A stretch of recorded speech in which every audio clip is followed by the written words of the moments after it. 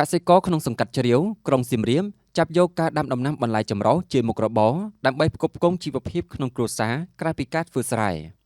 លោកហំហុងអ្នកកសិកររស់នៅក្នុងសង្កាត់ជ្រាវក្រុងសៀមរាបខេត្តសៀមរាបបានចាប់យកមុខរបរដាំដំណាំបន្លែចម្រុះដូចជាត្រប់សណ្តែកម្ទេសប៉េងប៉ោះជាដើមក្រៅពីការធ្វើស្រែចម្ការដើម្បីផ្គត់ផ្គង់ជីវភាពក្នុងគ្រួសារខណៈឆ្នាំនេះដំណាំសណ្តែកគួរចំណាយពេលប្រមាណ5ទៅ6សប្តាហ៍អាចប្រមូលផលបានដោយដំណាំនេះត្រូវបានរំពឹងថានឹងទទួលបានសមិទ្ធផលច្រើនរីឯតម្លៃក៏សមរម្យផងដែរ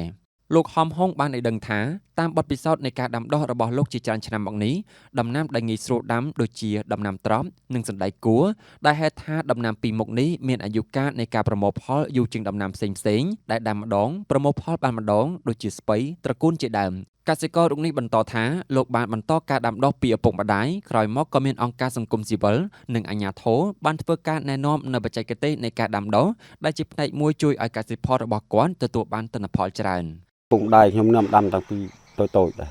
ផ្លែអ្នកត្រែយើងចែកមានត្រប់មានសណ្តែកមានម្ទេសពីងប៉ោះសណ្តែកសឹបដាំដែរតាបាទវាស្រួលដែរវាឆ្នាំនេះដូចវាមានរោគបន្តិច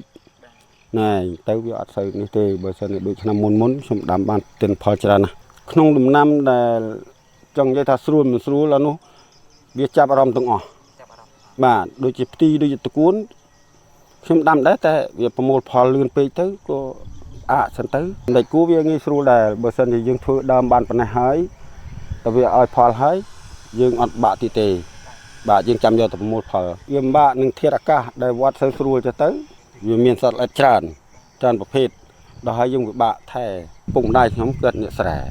គាត់នាំខ្ញុំដាំខ្ញុំធ្វើទៅដល់ក្រោយមកទៀតមានអង្គការគាត់មកណែនាំឲ្យដាំយើងក៏ធ្វើតាមគាត់បានទាំងសម្ភារៈបាទដូចជាកញ្ឆេដូចជាទីបអីណាឧបករណ៍គាត់ជួយយើងចំពោះរឿងទីផ្សារវិញលោកហំហុងបានឲ្យដឹងថាឆ្នាំនេះលោកសង្កេតឃើញថាដំណាំសណ្តែកគួរនៅតែមានទីផ្សារល្អរីឯតម្លៃវិញក៏បានថ្លៃជាងឆ្នាំមុនផងដែរដោយ1គីឡូក្រាមតម្លៃ6000រៀលដោយមិនទាន់បានរាប់បញ្ចូលនៅដំណាំរួមផ្សំដទៃទៀតនោះឡើយដោយឡែកឆ្នាំមុនចំពោះទិន្នផលសណ្តែកគួរលោកអាចប្រមូលផលប្រមាណ50ទៅ60គីឡូក្រាមដែលទទួលបានតម្លៃ4000រៀលទៅ5000រៀលក្នុង1គីឡូក្រាមរឿងទីផ្សារវាពិបាកជួនកាលដូចជាផ្ទីដូចជាតកួនដូចអីអានោះវាទៅតាមខែណានោះវាអាចឡើងហាងឆេងវាអាចសំរុំទៅណែដូចជាត្រប់ប៉ុន្តែវាងាយស្រួលម្ដងម្នាក់ដូចថាត្រប់បើសិនជាយើងដាំហើយយើងអាចប្រមូលផលបានយូរបាទបើដូចជាតកួននឹងទីតើដកឲ្យអស់ម្ដងបាទសណ្តែកគួរនឹងត្រប់នេះវាអាចប្រហាក់ប្រហែលគ្នាគៀបកាត់គ្នាប៉ុន្តែយកនេះគឺត្រប់យូរជាងបាទមូលផលបានយូរជាងហាងឆេងរាល់ថ្ងៃខ្ញុំសើបមើលទៅដូចជា6000បាទប៉ុន្តែឆ្នាំមុនខ្ញុំបេះ50គីឡូ60គីឡូ1គីឡូតែ5000 4000បាទហើយជាសង្ឃឹមថាបាន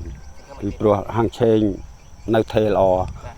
សំដែងខ្ញុំនេះសង្ឃឹមថាផ្លែមិនខុសពីឆ្នាំមុនបានទេបាទល្អទីផ្សារឆ្នាំនេះល្អច្រើនជាងឆ្នាំមុន